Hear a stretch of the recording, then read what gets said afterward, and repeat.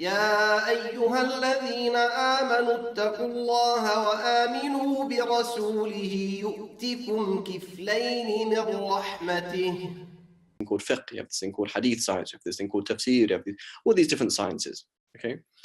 Now, one of the problems, initially, Aqida was never really a problem in the very, very earliest period. Now and then you had a few people bring up some issues, but generally speaking, in the Umayyad period, which ended about 131 Hijri, so I'm writing with a funny little thing here, AH, up until this point really, not that much, the people weren't really questioning Aqida. It's very simple, you either believe or you don't. And if you believe, it's very simple.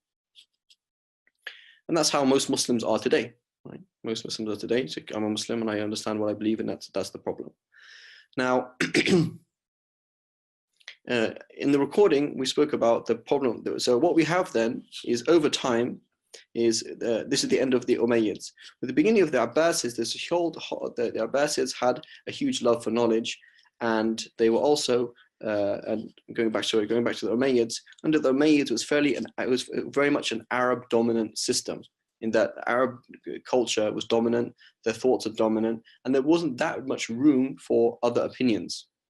Under the Abbasids, starting from 131, there was a lot of support. The Abbasids, to begin with, they came from Central Asia, with the support from Central Asia, and they came with a lot of support from the Persians, who were Muslims, and so there were lots of other non-Arab thoughts coming in.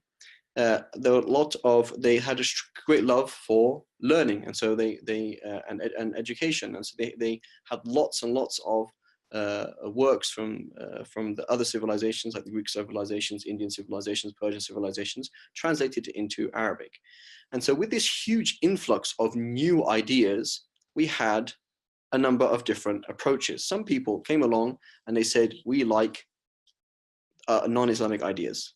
We say, and so you got a genuine problem of what we call of atheism, or not believing Islam, or being more specific.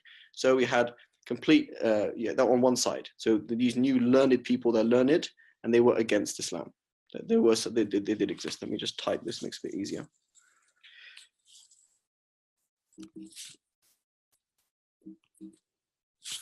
Learned against Islam.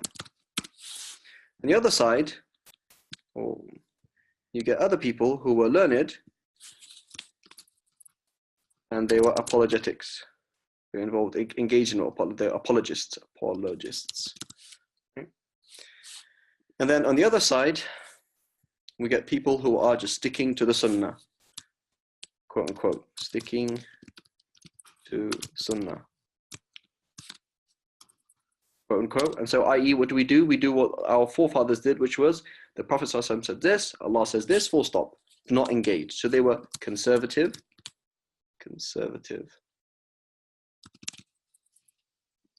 and did not engage.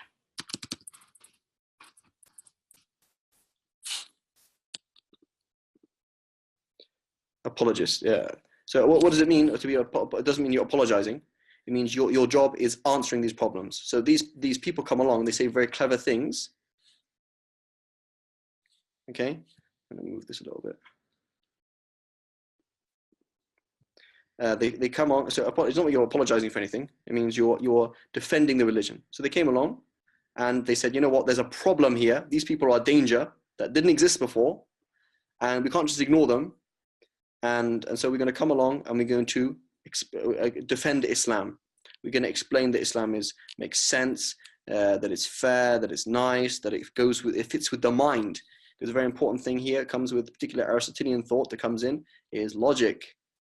Right? Farabi and others are translating these works, and people are taking some take these ideas wholesale, and they are there's tremendous wisdom in these things, but it's dangerous for certain people. So we have these three sides.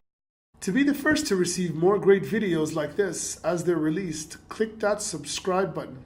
Also, to take a course and increase your knowledge, go to Kiflayn.com.